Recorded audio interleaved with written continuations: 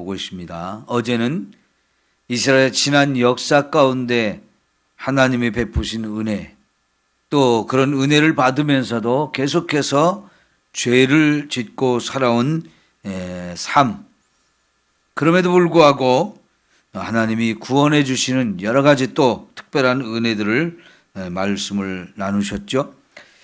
이제 12절부터는 이스라엘 백성이 범한 많은 죄가 있지만 그 죄에 한 가지 더 큰 죄를 범했는데 여호와께서 이스라엘의 왕 되심을 거부했다는 거죠.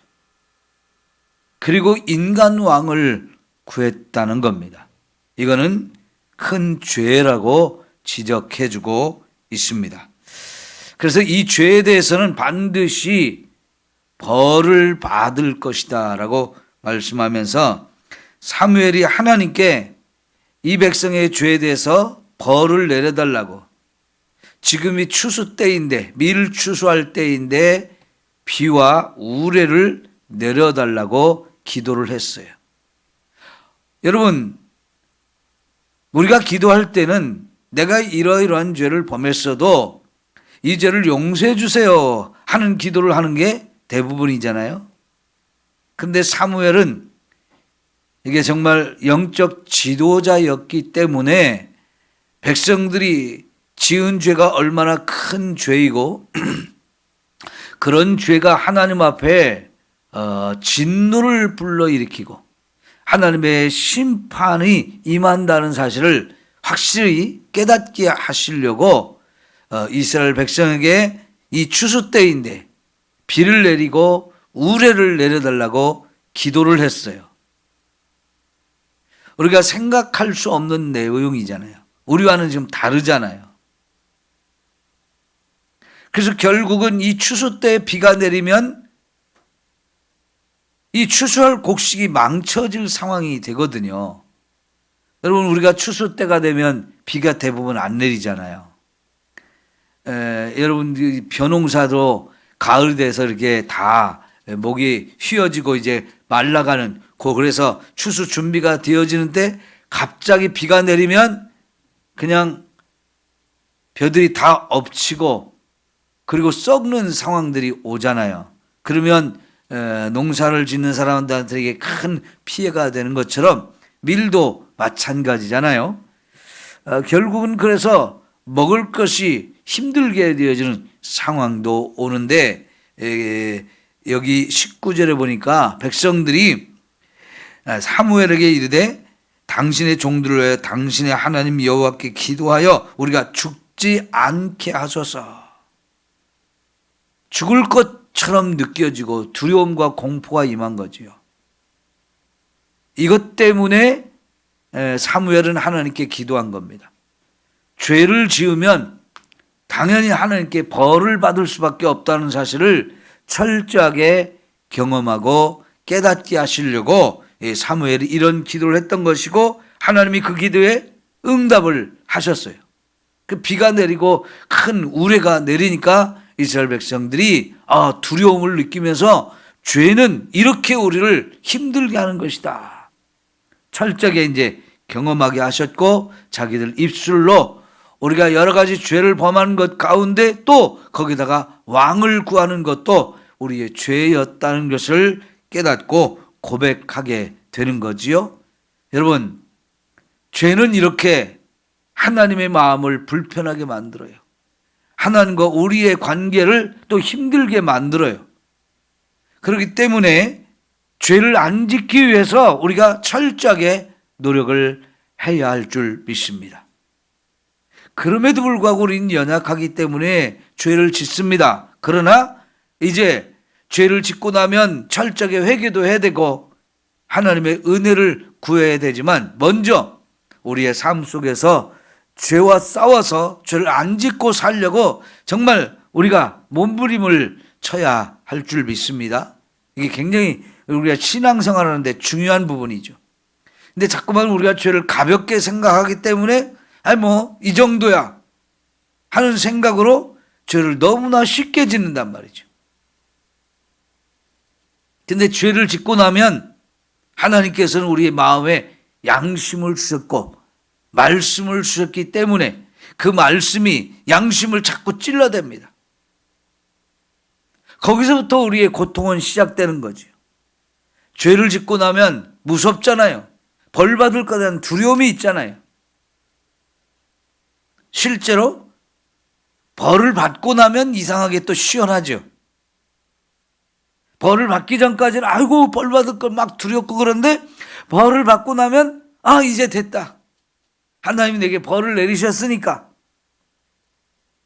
그때는 이제 또 깨닫고 하나님께 회개하면서 우리가 죄를 벗어날 수 있는 은혜. 이게 정말 큰 은혜지요. 이런 과정들을 우리가 거치면서 죄라는 게 이렇게 하나님이 싫어하는 것이고 우리에게도 싫어하는 마음을 주셨단 말이죠. 그러면 이 싫어하는 거 하나님도 싫고 나도 싫은 이 죄를 우리가 안 짓기 위해서 정말 열심히 죄와 싸워야 합니다. 이게 신앙생활의 대단히 중요한 부분이죠. 이게 이런 마음이 약해질 때 우리가 죄를 쉽게 지는데 이 마음이 약해지지 않도록 하는 것이 뭐냐면 말씀으로 무장하고 성령으로 충만함을 힘입어서 무장하는 거지요.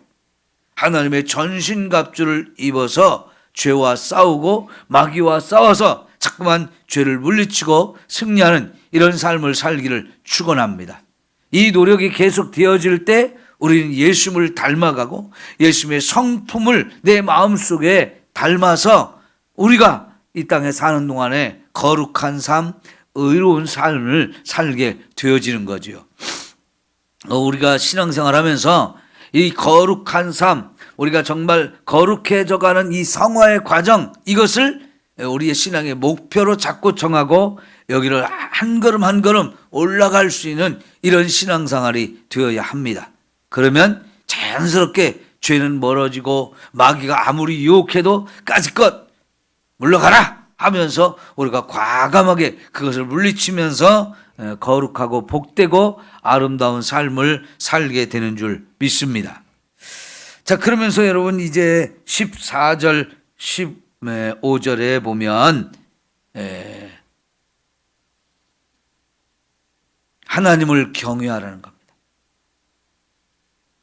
하나님을 경외하고 백성도 하나님을 경외해야 되고 특별히 왕은 왕이기 때문에 백성들을 지도하는 이 위 책임에 있기 때문에 더더욱 왕도 하나님을 경외해야 된다는 겁니다.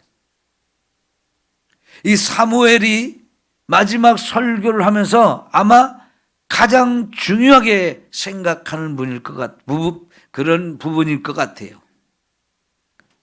이건 신명기에서도 계속 강조한 말씀이었죠. 하나님의 백성은 당연히 말씀으로 무장하고 그래서 철저하게 하나님을 경외하는 삶을 사는 것, 그런 삶을 위해서 지도자들을 세웠어요.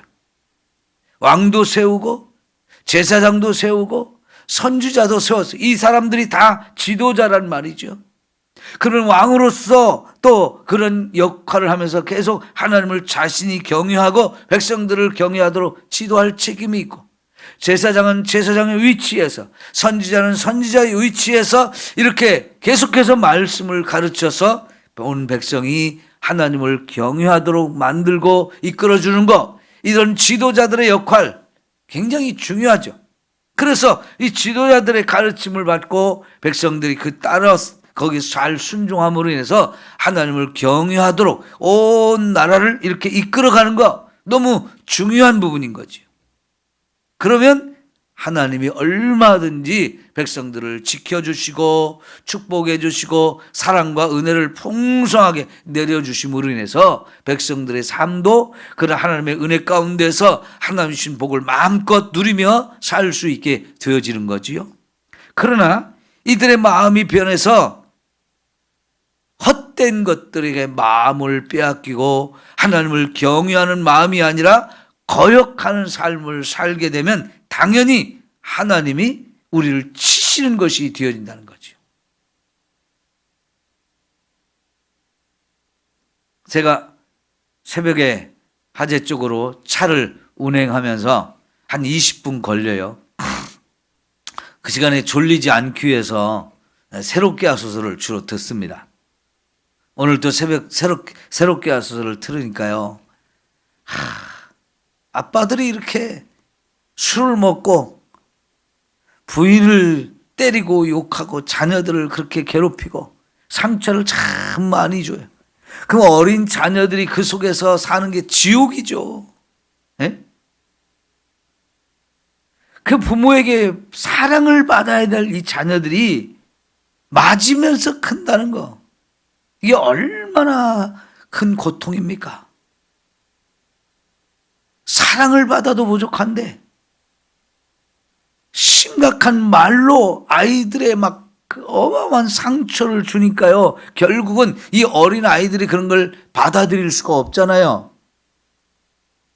우울하게 되고, 우울증에 어려서부터 시달리고 죽어야 되겠다, 나는 살 가치가 없구나, 잘못 태어났구나, 이런 생각을 하게 되면서 계속 죽을 생각을 하게 되고 죽음을 선택하는 이런 상황들이 오는 거예요. 그런데 하나님께서 어린아이들이 죽지 않도록 막아주시고 지켜주셔서 결국은 믿음으로 이기는 이런 이야기들이 나오는데, 여러분, 하나님이 저와 여러분을 행복하게 해주시고 싶겠어요? 우리를 불행하게 하고 싶겠어요? 하나님의 마음은 정말 저와 여러분에게 우리를 너무너무 사랑해 주시고 은혜도 베풀어 주시고 축복을 주셔서 우리 마음껏 그걸 누리면서 행복하게 살기를 원하는 거잖아요. 근데 지금 여기 15절에 보니까 하나님의 손이 조상들을 치신 것 같이 너희도 칠 거다. 이 친다는 건 뭡니까? 때리는 거죠. 여러분, 하나님이 우리를 때릴 수밖에 없는 삶을 이렇게 사는 것, 그건 우리도 너무 불행한 거예요. 죄를 그 짓는 자체가 우리를 불행하게 만들고 우리를 힘들게 만들지만, 거기에다가 하나님께서 또 우리를 치심으로 인해서 우리가 이 큰 고통을 느끼면서 살아야 된다는 거, 얼마나 힘들고 불행한 겁니까? 여러분, 우리는 이건 선택이에요.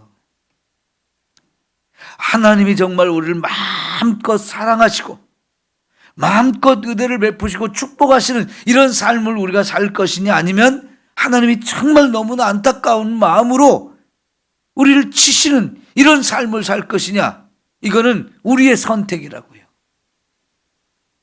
신명기에서 가장 강조하는 거였고, 이 신명기에서 강조하는 것을 이후에, 이 신명기 이후의 모든 이 성경의 내용, 그 이후에 백성들의 삶은 이 신명기에 주신 말씀을 계속 갖다 들이대면서 너희들 축복의 길로 갈래, 저주의 길로 갈래, 자꾸 이것만 얘기하는 거예요. 그건 지금도 여전히 계속 유지되는 거지요. 우리 정말 하나님 우리를 마음껏 축복해 주시는 이런 은혜의 삶을 살기를 축원합니다. 그러면 우리도 너무너무 아름다운 삶이고요, 하나님도 우리를 더 많이 사랑해 주시고 마음껏 이 은혜와 축복을 누릴 수 있도록 은혜의 단비를 내려주실 것 아니겠습니까? 그래서 아까 우리가 부른 찬송이 뭐예요? 내 주 하나님 넓고 큰 은혜는 저 큰 바다보다 깊다. 여러분, 그 은혜의 바다에 우리가 마음껏 더 깊은 대로 더 깊은 은혜를 누리면서 사는 것,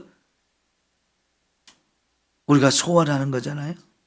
그렇다면 말씀에 순종하고 죄와 싸우고 사탄이 아무리 좋은 것으로 유혹해도 그것을 물리치면서 살 때 그게 가능한 거지요. 이제 마지막으로 사무엘이 다시 한 번 더 강조해요. 백성들에게 이렇게 죄에 대한 형벌을 받고, 그래서 백성들이 이건 너무 힘든 거야, 제발 이런 삶을 우리도 살지 말아야지. 그래서 사무엘에게 기도해가지고 다시 이거 다 그치게 하고 멈추게 하고 우리 죄를 용서해 주세요 했을 때, 이제 다시 사무엘이 기도했고요, 이제 다시 가르칩니다. 이제는 다시는 너희들이 잘못된 길로 가지 말아라. 자꾸 죄를 짓고 하나님 앞에서 이렇게 진노받을 일들을 살지 말아라. 마음을 다하고 뜻을 다하고 여호와만을 섬겨라. 예? 이렇게 다시 한번 강조한 다음에 하나님은 우리를 너무너무 사랑하신 분이라는 거. 하나님도 여러분 22절을 보십시오. 여호와께서 너희를 자기 백성으로 삼으신 것을 기뻐하시는 분이다. 예? 처음부터 우리를 기뻐하셔서 사랑하셔서 우리를 자기 자녀 삼아 주셨고 지금도 계속해서 우리를 자녀 삼은 것을 너무너무 기뻐하고 감사한다는 거지. 여러분, 자녀를 임신했을 때 참 감사했고 그 자녀를 낳아서 기르면서 얼마나 감사했어요. 행복했고 웃음이 넘쳐났잖아요. 자라면서 이 아이들이 또 속을 썩이고 우리를 힘들게 하기도 했지만 자녀를 임신하는 그때부터 자녀를 낳아가지고 기르면서 참 많은 기쁨을 누렸잖아요. 근데 하나님의 마음이 우리를 보실 때 그런 마음이라는 거죠. 나 때문에 기뻐하시는 하나님.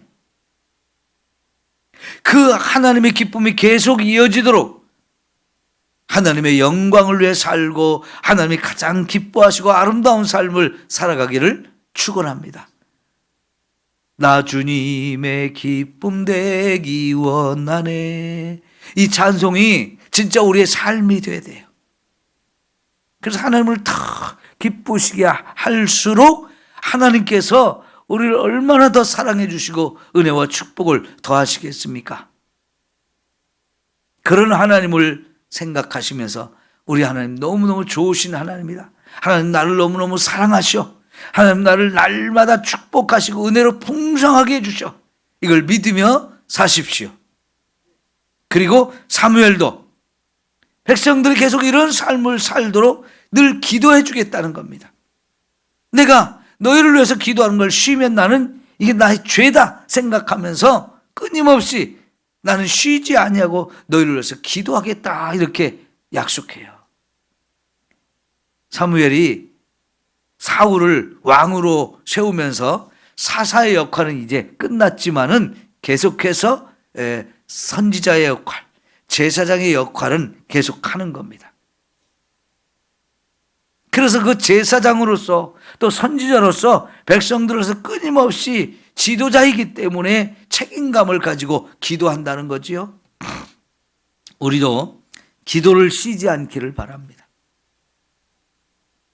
여러분, 제가 새벽 차를 운행하면 그 시간에 기도를 못 하잖아요. 여러분 모시러 가는 시간 그리고 또 모셔다 드려야 되는 시간 기도를 집중할 수가 없어요.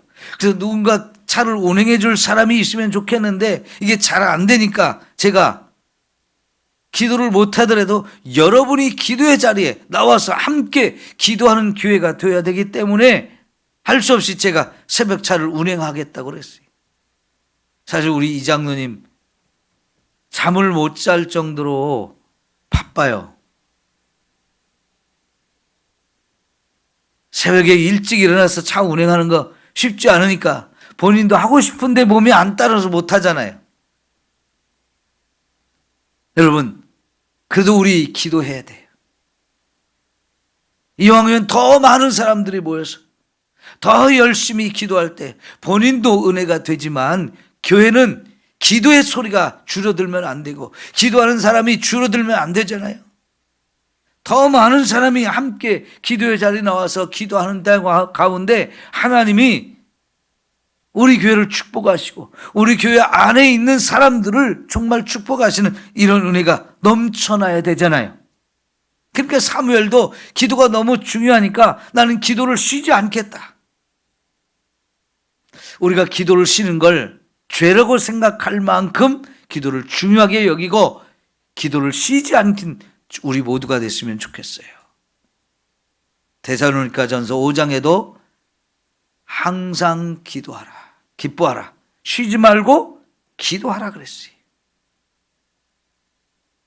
이 기도가 우리 삶에 너무 중요하기 때문에 기도를 쉬어서는 안 된다는 거죠.